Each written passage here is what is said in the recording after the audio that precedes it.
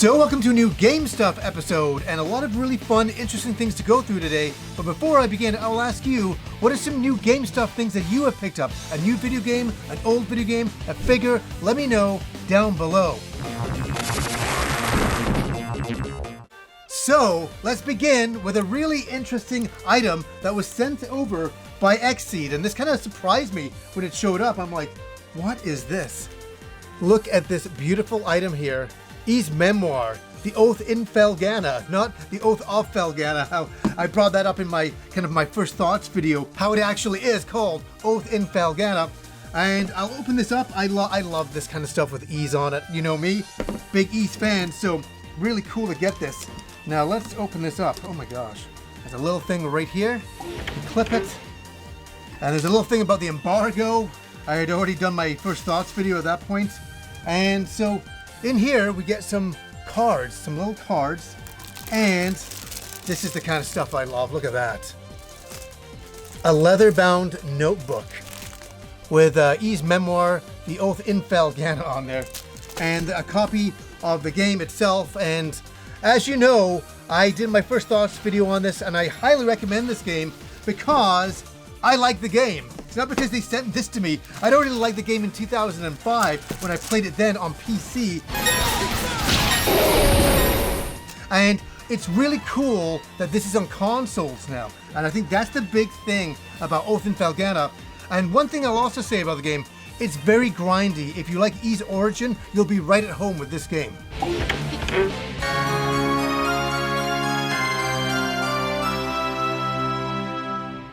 Okay, now we go into the Wayback Machine, and I picked this up and I've had my eye on it for a long time. It's a childhood favorite of mine. And is the game a great game? That's arguable. The game is JJ and Jeff, and this is on the TurboGrafx 16. It came out in the year 1990 on the TurboGrafx 16 console, a console that I absolutely love. I was around 15, 16 years old at the time, so this generation of consoles really spoke to me, and the TurboGrafx really did. And what is this game? It's so weird, right? Even at the time, this game was very, very strange. I'm like, who are JJ and Jeff? And they're actually two Japanese hosts who had a show called Kato and Ken for a really long time in Japan, and they had made a platforming game out of this show. Isn't that strange? For Japan, it makes sense. For us, we're like, who are these people? So when I originally saw this game, I was just trying to go along with it. Like, I'm like, okay, it's a couple of friends and they're going out into the world, and a lot of weird potty humor. Like, it's really weird stuff in this game, and really weird even at the time. I'm like, what is going on? But a kind of a fun platforming game.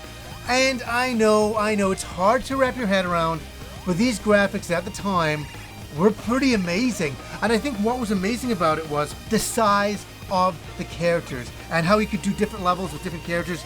It was pretty neat stuff back then. And what an oddity of a game. When you're bringing out the PC Engine from Japan, you change it into the TurboGrafx over here, and then you bring this weird Japanese game.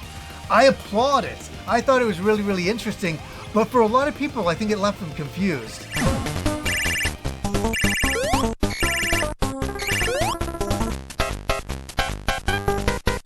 Now, this game is very, very fascinating. It is Shadow of the Ninja Reborn, and this is a remake of an old NES game from 1990. And this was a fascinating one, and I've got to say something here. Back in the 80s and 90s, everybody was obsessed with ninjas. It was just a thing at the time. There were so many movies, American Ninja, there was Enter the Dragon for movies, there was so much, there was Ninja Gaiden, there was Shinobi from Sega. It was amazing. I loved it. And we all fell in love with ninjas. And so they brought out this game on the NES, and I gotta say, at the time, I never owned the game. I only played it on emulator years later. And I just was like, look at these graphics at the time, and especially playing as two players, it was remarkable stuff. And I always wanted the game back then on the NES, and it just never came to be. I never was in the vicinity of it. It was never available for rent. It was kind of this kind of like cultish kind of game that kind of disappeared from time until they did a complete brand new remake of it. And this is one game that I'm very, very excited to try out. And I gotta say, I think they did a really good job, and this is just for me watching trailers, upgrading the game and improving the graphics for consoles now. So really looking forward to playing Shadow of the Ninja Reborn.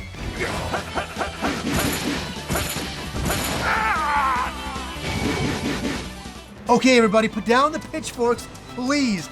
I know. I waited to the very last minute for this game to drop in price to pick it up. And I know a lot of people out there are like, don't get that version. And listen, I have all of the versions since it originally was released. And that is for Metal Gear Solid 1, the collection here. This is 1, 2, and 3. And people will be like, no, did you see the reviews? I saw all of their reviews. I watched all of them. I watched like a 40-minute review on this collection. And I know it's not great. But you know what? I had to pick it up. Whenever I see like Metal Gear and I'm like, a collection, oh, I can have it on PS5. Oh, it's not the best way. I'm like, I waited till it dropped way down in price. So it was just like, yeah, this is not a big deal to pick up. So it was just one of those things I wanted to get, even though I know it's not great. You know, I definitely heard all the criticisms. There's a lot to be had. But I have friends of mine who first played all 3 games on this collection. So I don't know, it might be for some people. You're a soldier. Finish your mission. Prove your loyalty. Okay, this is an exciting one. Taito Milestones 3. Now, this is a really great one. Just looking at that cover, I can see quite a few games that I absolutely adore, and this is the reason why I picked it up. Number 1, we have Rastan Saga on here. It's been a long time since we had Rastan Saga available, so this is really great to have in this collection. This is kind of like a Conan side view action game. It was up at my 7-Eleven. We would play it all of the time. We loved it. I still can hear that music in my head.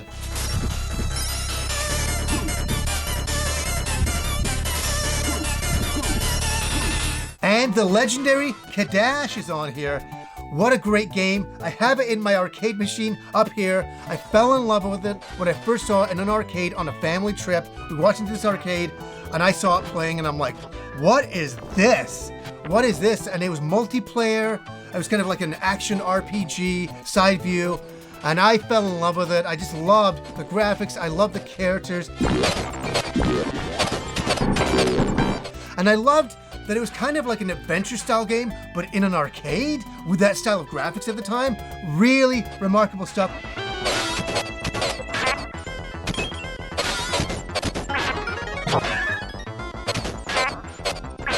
There's a lot of other great games on here as well, but it was those 2 games that I picked up this collection for. I can't wait to play some Kadash and some Rastan Saga.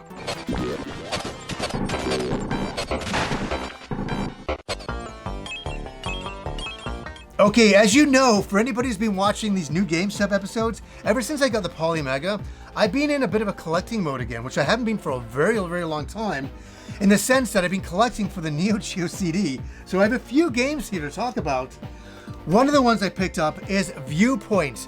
And this is a game I saw in the arcade on the Neo Geo. It was one of the very first games that came out for the Neo Geo back then. And what is this game's claim to fame? It's kind of like Zaxxon. Does anybody ever remember playing Zaxxon back in the day? Yeah, Zaxxon was a real powerhouse to show your fellow neighbors back then. And Viewpoint was as well. Kind of the same kind of viewpoint, looking down on your ship, going through the levels. This game, I know you look at it now and you're like, really? Yeah, this game at the time was stunning. It looked like it was created by 3D graphics. And when like different ships would come out and they would rotate, you're like, I can't believe what I'm looking at. The Neo Geo is so powerful. And it's funny to be in this time now to look back and go, oh, well, it looked that great at the time. I still think it looks pretty cool, and a game that I really had to pick up.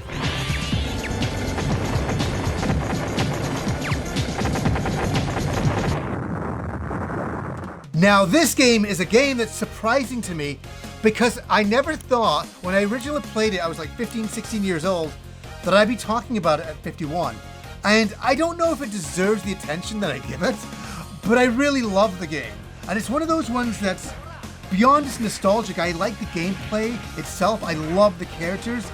And that game is World Heroes. Yes, I have the cartridge. I had to pick up the Neo Geo CD version. What is the deal with this game once again? Why am I talking about it again? Because I really love it. And of course I love the time period when I discovered it, walking into an arcade with my girlfriend at the time. I'm going, what is this? It's another fighting game? Because we had Street Fighter, we had Fatal Fury, and then all of a sudden we have World Heroes, and it was taking different characters from different time periods and having them compete in a big competition. That was the claim to fame of this game, that it was different time periods of characters fighting against each other. And I remember seeing it in the arcade that day, and I remember we skipped school and we got down to this arcade and there was nobody there, and I walked in and I kind of had this kind of like little moment with the game, and I was like, this is great. And I saw the two main characters, Hanzo and Fuma, and I mentioned before I fell in love with those characters, especially Fuma, and I'm like, these guys are so cool. They're kind of like Ryu and Ken, and that's what I really loved about them, but they were so different. And in a lot of ways, I thought they were cooler than the Street Fighter characters. I thought, these characters are so unique and interesting. I love the movesets. Yeah, it's a bit of a slow game in a lot of ways. They would speed it up a little bit later on in the series, but I love World Heroes, and it's fascinating to me that I'm still talking about it to this day. And I love all the different packaging of this game, from the Super Famicom version to the cartridge version to this version right here on the Neo Geo CD.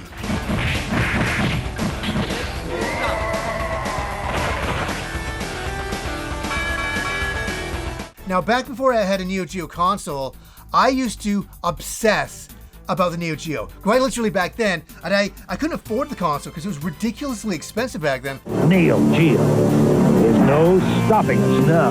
The cartridges were like $200 to $300 for a game? So I couldn't afford any of this stuff, especially when I was like 19 and 20 years old. There's no way I could pay that and justify it. It was like really hard to say, yes, this one game is $300, but to me, they were kind of worth it. There was one game though that I really remember being obsessed by. I was just totally obsessed by it, and I was looking at video game magazines at it all the time.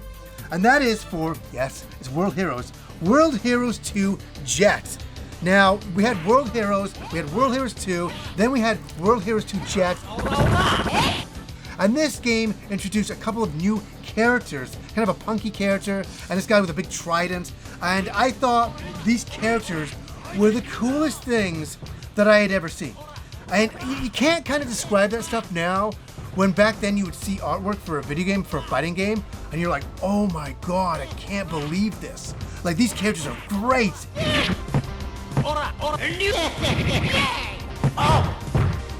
I couldn't even find this in the arcades back then. It was like this kind of cult game that came out big in Japan, not so much out here, so I could never track down World Heroes 2 Jet. And I want to say this again. I love the name, World Heroes 2 Jet. Like Jet. Like, you know, they were coming up with like buzzwords back then with like turbo or super added onto like fighting games. And I just love the addition of Jet onto this title. And so very thrilled to get this. I already have the cartridge as well, but I had to have it in Neo Geo CD form.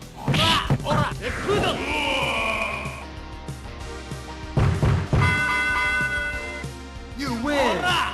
And since I still can't get enough of the Neo Geo, I had to buy these two collections right here. And this is the Neo Geo Selection Volume 1 and Volume 2. Now each collection has 10 Neo Geo games. We have a lot on here. For the first one, we have King of Fighters, we got Mark of the Wolves, Top Hunter, and the list goes on. Same for the second one, we have King of Fighters 95, we have Samurai Showdown, we have Fatal Fury 2, we have Baseball Stars. There's a lot on here. You're out! Yeah, people will be like, wait, if you can get these collections of Neo Geo games all in one collection, why would you get the Neo Geo CD games? because I like having the original CD pressed games from back in Japan from back then. They are the legit versions. Yeah, I'm a big Neo Geo guy, so for me, it's worth it. But for anybody else out there, if you want to experience the Neo Geo, get these collections. I got these from Play Asia, and these both just arrived, and so pretty thrilled to get these.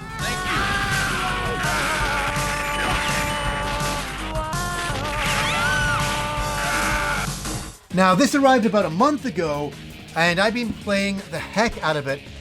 Yes, the Polymega, but this is an add-on for the Polymega. This is the N64 add-on.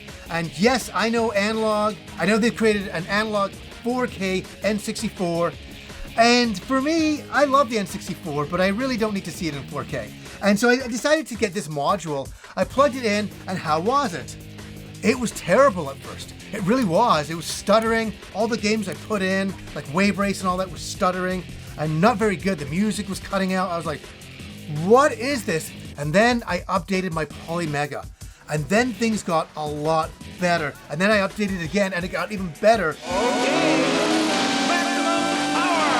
Go for it. So I played a lot of the old school games. I played a lot of Mario Kart 64, which really took me back. That was a really emotional game for me, when it first came out. And obviously Ocarina of Time. Hello. Just to revisit those games and play them on the TV, again, off your cartridges, I was like, this is nuts. And I kind of went on this big nostalgic journey one night, just sitting there playing N64 games, having a drink late at night going, this is amazing. And that's why, for me personally, I like the Polymega.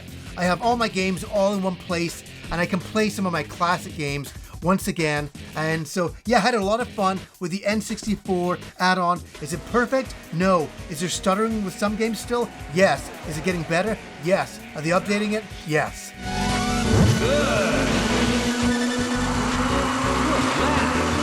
Okay, a few more things to go here. Rob came over here just to hang out like last week, and he's like, hey, I bought you something. And I'm like, what, really? He's like, yeah. He goes, I was just in Toys R Us and I saw this and I thought of you and I had to get it for you. And I'm like, what? And this is Rue from Streets of Rage. It was just sitting on the shelf. It was kind of discounted down, and he picked it up, and this is from Streets of Rage 3. Yes, the unusual Kangaroo character edition, which was so weird to me. It was so unusual. And so Rob brought this over and he's like, here, and I'm like, okay, that's interesting, thank you. So I have Rue, the action figure from Streets of Rage 3. And I swear, every 5 months, I pick up an amiibo. It's random, it's strange. Usually they're really discounted. This one was really cheap on Amazon, and I had to pick it up. It was calling to me, and it's like, why? And I'm like, because childhood. And that is for the characters from Duck Hunt. And the dog and the duck go hand in hand. And this is one of the very first games I ever played on my regular Nintendo, the NES. Oh, it's burned into my brain, that dog and the duck. And I thought they did such a great job with this amiibo. I wanted this amiibo a long time ago, but I'm like, it was a bit higher in price. And I'm like, no, this dipped to like $12. And I'm like, yep, I'll grab that. So I'm so happy to get this. My daughter comes in and she's like, oh, Daddy, I love these characters. And I'm like, she's like, where's that from? And I'm like, it's too hard to explain. It's too hard to explain what this is from, but really classic. And yeah, what a thing from all of our childhoods, for most of us that were there for the NES times. Okay, this next one is a Blu-ray documentary, an independent documentary called Earthbound, USA, right here. And this was released by Fan Gamer. And I gotta say something. Somebody sent me a link and said, hey, you have to watch this documentary. And I'm like, okay. And they sent me a YouTube link, and I didn't know anything about it. And I watched this documentary, and I guess it was a Kickstarter. Somebody put it up on YouTube. You know, I don't know if they were supposed to do that. I didn't know anything about it. I watched it, and I was like, this is amazing. This is an amazing thing. And it goes back to when Earthbound was released, and it kind of documents the fan community back then and how they all rallied behind this game and all came together and created Starman.net. It's kind of a legendary story online, and in the especially in the gaming community, we all kind of know about this. For a lot of us that are older, We're gonna sue you! and so I love this documentary so much that I want to support it, and I bought my own copy right here, and I highly recommend almost doing a blind buy on this and watching it. There's so much heart in this, and it documents a time in gaming that we will never see again. And I think they did a great job documenting all of the people back then that were a part of that movement. And it's beautiful, and it's interesting. I was all the way up in Canada, and I had my own, religious movement with Earthbound back then. And it's kind of neat. I felt really like I was one with this community in watching this documentary. And it just takes you back to a simpler time in gaming, and a game that would change so much with culture and with people. Yeah, the game was a bit of a disaster in that it didn't sell well, but what it resonated was a lot of, I know it's gonna sound cheesy, but a lot of love and a lot of creativity and a lot of heart. And I think we still see that through the gaming community nowadays because of Earthbound, and Earthbound USA does a great job of capturing that magic. Okay, this arrived just at Christmas time, and I forgot to slip it in. It is the Famitsu magazine on Dragon Quest III. And look at this. The one thing I just want to show you, I love how this folds out here. We have all of the characters going on here.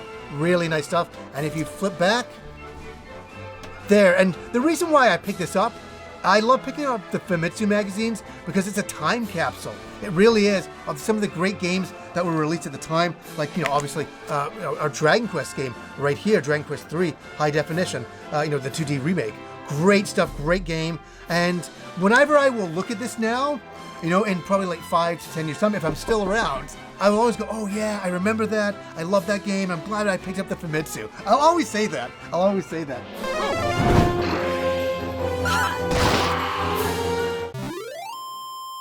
And one last item here to show, and this is a very meaningful item for Kim and myself, and that is right here, Daft Punk Discovery. And we had this album, but I had to pick this up because it has the beautiful artwork for Interstella 5555. And I just went to the movie theater and watched this. Now, what this actually is they got in touch with, Daft Punk got in touch with Leiji Matsumoto many, many years ago now, and said, hey, we love your character designs, we love all the anime and all the manga that you've done. Can you do a music video with your characters? Can we do that together? And they did. And so it's a music video with no talking in it that is just Daft Punk's music. And this is a really important one for me and Kim because we watched this on my birthday nearly 14 plus years ago, and we fell in love with it. We loved the music and all of that. And it was that very night Kim went to bed, and I sat there and I was like, I'm gonna propose to Kim. I'm like, Kim is so amazing. She's such a wonderful person, and I've been so blessed to meet her, and I want to propose to her. And this album and this anime was not the reason why I did it, but it was there at the time. And it's one of those like kind of magical things for us that whenever we hear the Daft Punk music, it kind of reminds us of this moment. And that week after that, I went shopping for a wedding ring, and it was like one of the most exciting times of my life. I remember it so well. And it's funny how Daft Punk and Leiji Matsumoto and Interstella had kind of a little movement into all of that for me. And so it's very emotional for me, this album. So I was very happy to get it. So guys, what have you picked up in the way of new game stuff? New games or a new figure that you picked up? Let me know down below. So anyways, guys, until next time.